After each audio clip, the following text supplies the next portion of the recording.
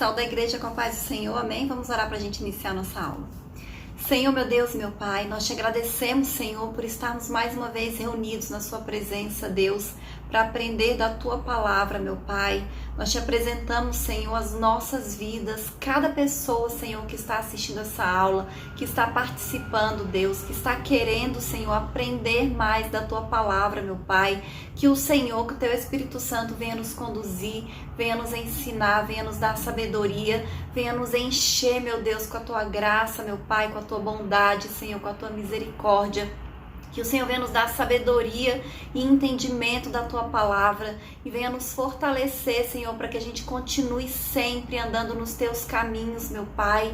Que o Senhor esteja sempre nos fortalecendo, Senhor, a vencer as ciladas do inimigo, os ataques do inimigo, meu Pai, porque o Senhor é a nossa força, é o Senhor, Deus, que nos guarda, é o Senhor que nos abençoa, meu Pai, e nós cremos e confiamos em Ti, Deus, e pedimos que o Senhor venha nos abençoar, que o Senhor venha nos dar sabedoria, meu Deus, e entendimento da Tua palavra, Senhor. É isso que nós pedimos e te agradecemos em nome de Jesus. Amém?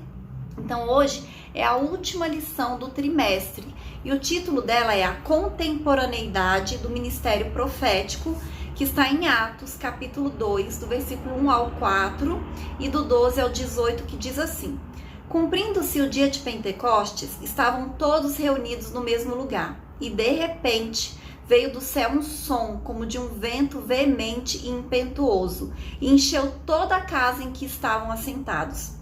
E foram vistas por eles línguas repartidas como de fogo, as quais pousaram sobre cada um deles. E todos foram cheios do Espírito Santo e começaram a falar em outras línguas, conforme o Espírito Santo lhes concedia que falassem. E todos se maravilhavam e estavam suspensos, dizendo uns para os outros: Que quer dizer isso? E outros, zombando, diziam: Estão cheios de mosto.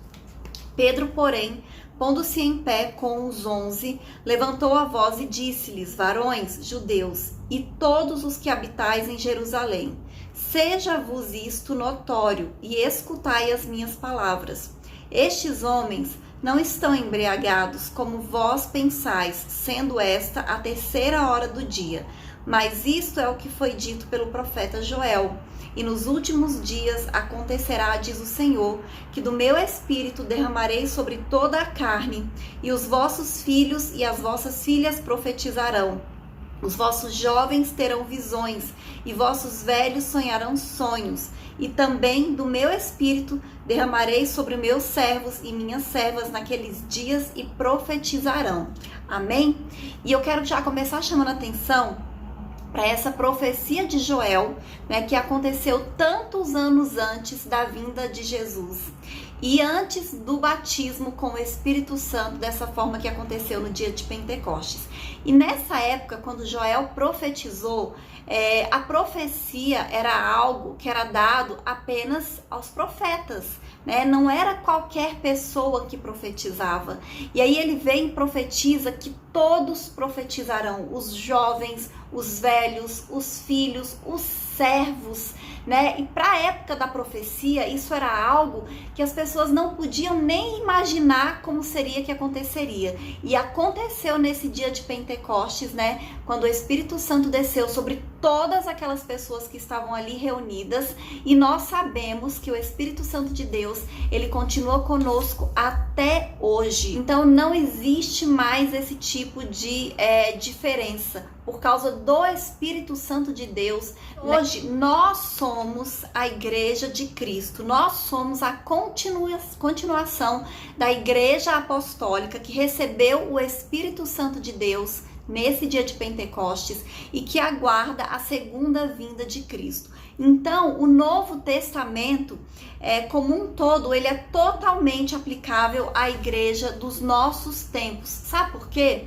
Porque se a gente acredita no Novo Testamento, na parte que diz que nós devemos pregar o Evangelho para todas as criaturas, que nós temos uma missão, que nós temos uma comissão, né? E se a gente acredita nas partes que estão escritas no Novo Testamento, que dizem respeito à salvação, né, à ressurreição de Jesus e às promessas e as profecias com relação ao Apocalipse, nós também acreditamos na parte que fala a respeito dos dons, né? Porque existem pessoas que dizem que esses dons espirituais, eles foram apenas para aquela primeira igreja. Então, quando os apóstolos morreram, cessaram aqueles dons. Mas se as outras promessas do Novo Testamento servem para nós, por que as promessas referentes aos dons espirituais, elas também não servem? Então, nós cremos que os dons espirituais, eles continuam se manifestando, eles continuam existindo na igreja de hoje e até Jesus Cristo voltar. E aí o próximo tópico fala sobre o fim da era apostólica. Existem duas correntes de interpretação a respeito da continuidade, da contemporaneidade dos dons espirituais, que são os cessacionistas, que são esses que eu disse que eles acreditam que os dons espirituais, como foi relatado em Atos, né, no dia de Pentecoste, eles foram para um período específico da época da igreja e deixou de existir com a morte dos apóstolos. E tem os continuistas, que são todos os crentes pentecostais que acreditam que os dons espirituais que falam no Novo Testamento, eles continuam existindo em todas as eras da igreja até a volta de Jesus. Amém? E como cada uma dessas correntes se subdivide em outras correntes, né? Algumas mais radicais, outras menos radicais, e sempre quando tem algo que é muito radical e outro que é menos radical, a gente também tem um meio termo. Então tem essas correntes também que são mais moderadas, né? Que estão no meio termo. Então assim, existem muitos estudiosos, muitas teorias, né? De várias formas e de vários sentidos. Na lição de hoje, nós vamos falar especificamente sobre o dom de profecia e o ministério profético na era pós-apostólica, ou seja, nos nossos dias, né, na era após os apóstolos. Amém? E a continuação, amém? A continuação dos Atos dos Apóstolos. Independente de outros argumentos, nós somos continuistas. Por quê? Porque nós acreditamos que os dons espirituais, eles estão presentes na igreja dos nossos dias de hoje até que Jesus Cristo volte para buscá-la. Tanto é que nós cremos no batismo com o Espírito Santo, nós cremos nas profecias e nós cremos no dom de cura, de revelação, em todos os dons ministeriais que a Bíblia fala. Então, claramente, nós somos a continuação da igreja primitiva. Quando você lê o livro de Atos, lá o último capítulo, você vai perceber que ele acaba de repente. E isso nos leva a entender que os atos dos apóstolos, eles continuam na igreja, né? Na igreja que continua existindo, que continua na terra, que somos nós, né? Então hoje nós continuamos escrevendo o livro de Atos dos Apóstolos, amém? Então, da mesma maneira que o Espírito Santo agiu na igreja lá no primeiro século, ele continua agindo na nossa igreja nos dias de hoje. E assim como o Espírito Santo, ele distribuiu e capacitou a igreja primitiva para cumprir o seu propósito aqui na terra, nós também, né, continuamos sendo cheios do Espírito Santo e sendo capacitados por Deus para cumprir o nosso propósito e a nossa missão aqui na terra, né, e o ministério que foi o próprio Deus e o próprio Espírito Santo que nos deu, amém? O Novo Testamento não estabeleceu o fim dos dons. Não tem nenhuma referência na Bíblia que diga que os dons seriam apenas para o início da igreja, né? E que teria apenas um propósito de validar o ministério dos apóstolos durante aqueles primeiros anos e depois esses dons desapareceriam. Então, se você ler no Novo Testamento, em nenhum lugar vai falar que os dons eles eram apenas para aquela época, né? Como alegam os cessacionistas. Alguns cessacionistas, eles usam o texto que eu vou dizer a seguir com o fim de provar o fim das profecias, que está lá em 1 Coríntios, capítulo 13, versículo 8, que diz assim: havendo profecias, serão aniquiladas, havendo línguas, cessarão, havendo ciência, desaparecerá. Na verdade, eles tiram esse texto do contexto, porque se a gente continuar lendo, a gente vai perceber que essa profecia não é para os nossos dias de hoje ainda. Porque ele fala assim, havendo ciência, desaparecerá. Ou seja, ele afirma que quando cessarem os dons, todas essas coisas, não vai ter ciência, não vai mais precisar da ciência. E nós vivemos dias e tempos onde ainda existe a ciência. Nós precisamos e usamos a ciência no nosso dia a dia. Então essa profecia não é para agora, mas é para quando Jesus Cristo vier e levar a sua igreja. Porque aí você não vai precisar de profecia, você não vai precisar de ciência, você não vai precisar de dom de línguas, você não vai precisar de nada disso, né? E se a gente continuar lendo também, a gente vai ver que ele vai dizer que a única coisa que nós vamos precisar é do amor, amém? Então nós entendemos, né, claramente, né, que essa profecia não é para os nossos dias de hoje, mas é para quando Jesus voltar e levar a sua igreja, amém?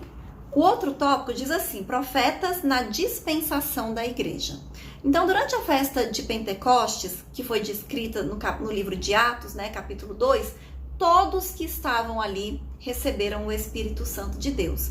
E esse derramamento do Espírito Santo abriu as portas para o dom de falar em outras línguas e profetizar. E isso pode ser verificado claramente em várias passagens do livro de Atos, incluindo ocorrido na igreja de Éfeso. Então, não foi apenas no dia de Pentecostes que as pessoas falaram em línguas e profetizaram. Quando a gente lê o Novo Testamento, nos livros após o livro de Atos, a gente vai ver que em várias cartas e em várias passagens, como ele deu o exemplo aqui de Éfeso, mas a gente pode falar de outros também, Gálatas, Hebreus e outros livros, a gente vai ver que tem também pessoas profetizando e falando em línguas. Então não foi exclusivo para o dia de Pentecostes. No próprio Novo Testamento existem várias passagens, várias referências após o dia de Pentecostes, de onde as pessoas estavam falando em línguas e estavam profetizando, porque tem algumas correntes que dizem também que o falar em línguas e profetizar, né, foi apenas ali no dia de Pentecostes. Então a própria Bíblia derruba o argumento dessas pessoas, amém? Os apóstolos são os novos profetas. Como os escritores do Novo Testamento, os apóstolos, né, eles receberam a mesma capacitação do Espírito Santo de Deus que foi dada aos profetas do Antigo Testamento. Para o apóstolo Paulo, apóstolos e profetas, eles estão lado a lado nesse importante compromisso de lançar as bases da nossa fé.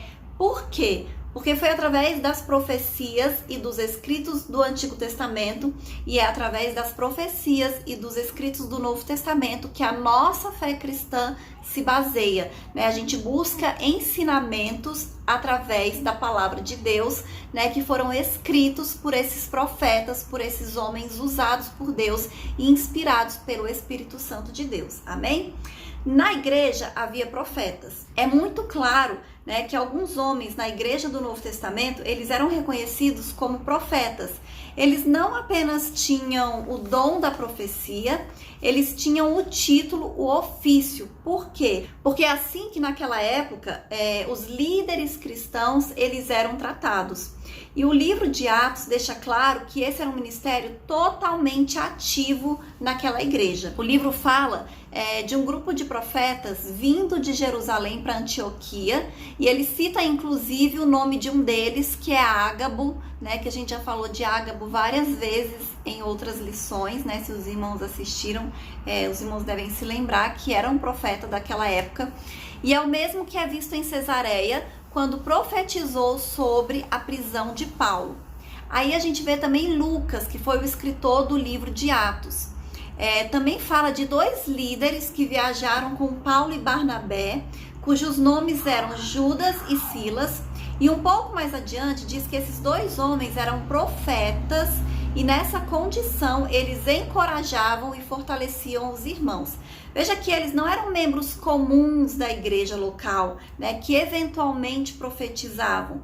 Eles eram líderes que viajavam com os apóstolos, né, e durante essas viagens eles exerciam o ministério profético. Então eles tinham o ministério profético, amém? Por que profetas são necessários hoje? Então a gente pode pensar assim, mas as bases da igreja já estão estabelecidas, a gente já tem os ensinamentos, a gente já tem os conhecimentos, a gente já tem as profecias com relação ao Apocalipse, ao final dos tempos. Qual é a necessidade dos profetas? Então, muitos crentes, eles são encorajados e fortalecidos por meio das palavras proféticas.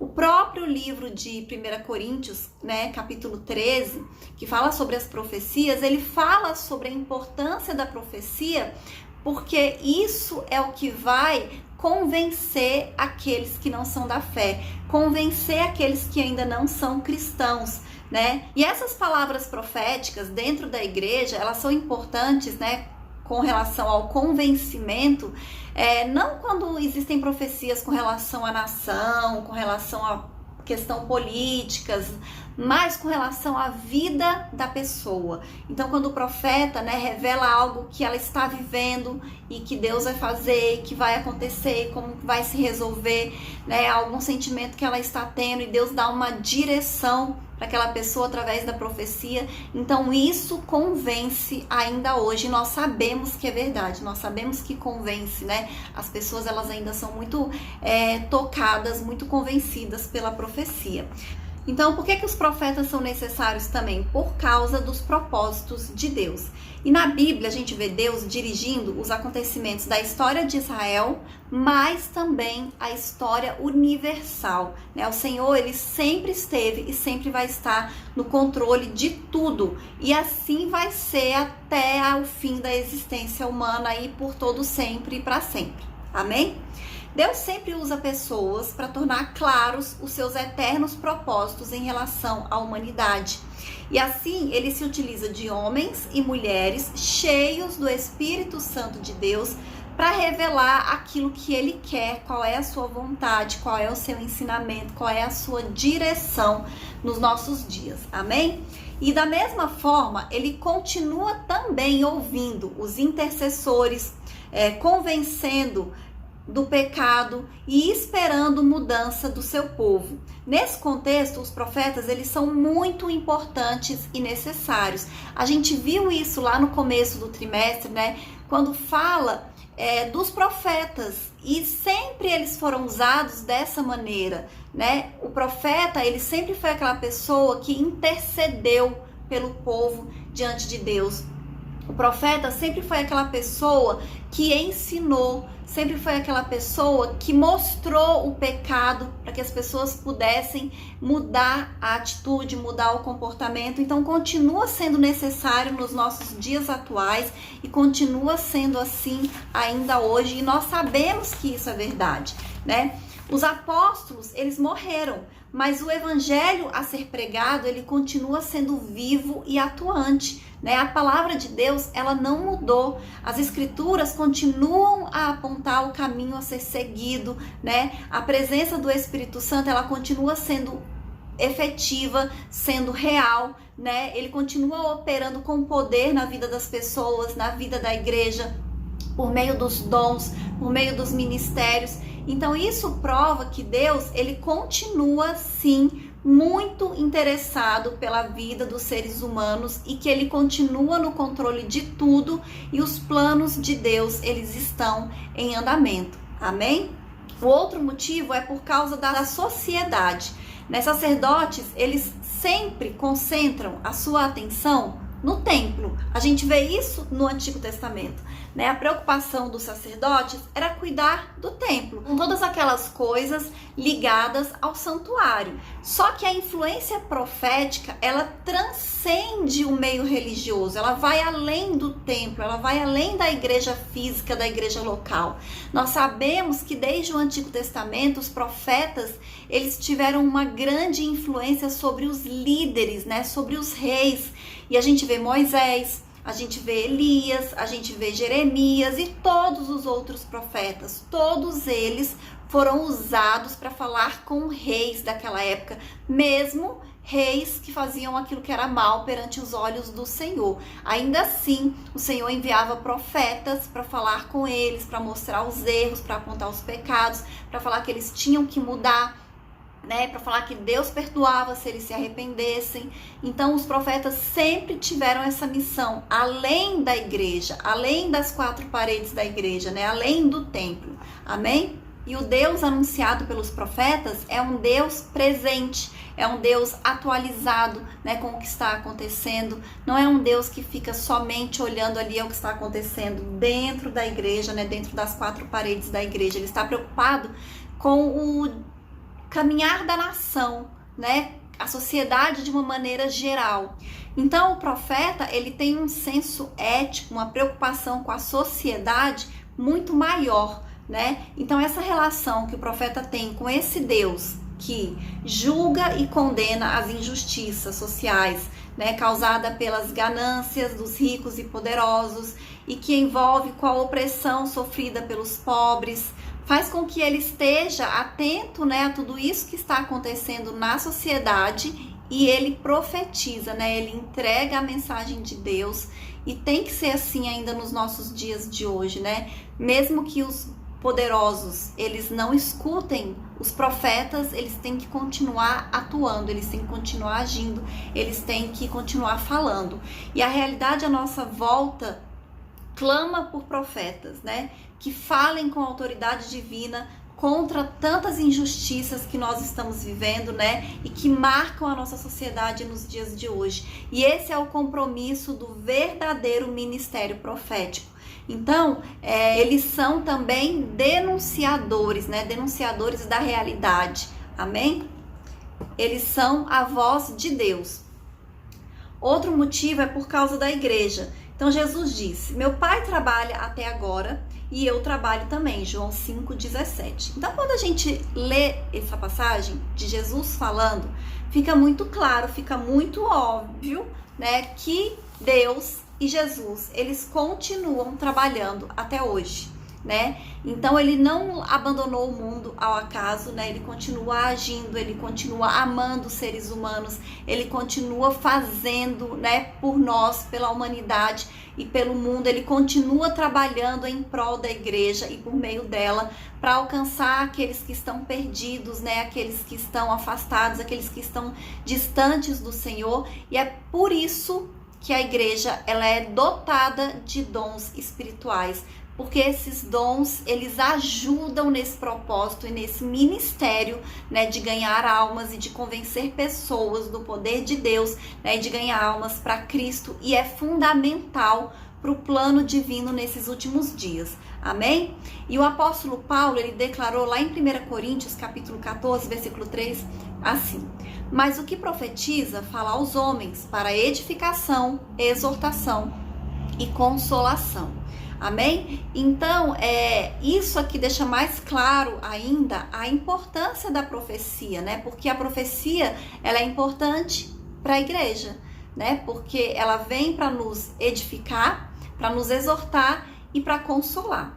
E no início da igreja, né, de uma maneira geral, não eram somente os apóstolos que profetizavam, como nós já falamos hoje, inclusive, né? Vários crentes daquela época também profetizavam.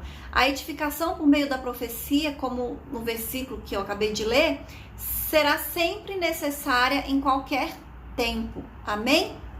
E era tanta profecia naquela época, eu acredito, que o apóstolo Paulo teve que falar, né, que eles precisavam se organizar, né, que tinha que falar um de cada vez, né, e que não precisava muitas pessoas profetizarem no culto, né, 2 ou 3 profetizando estava bom. Então isso deixa claro que tinha tantos profetas, né, que era tanta gente profetizando que eles precisavam se organizar para isso.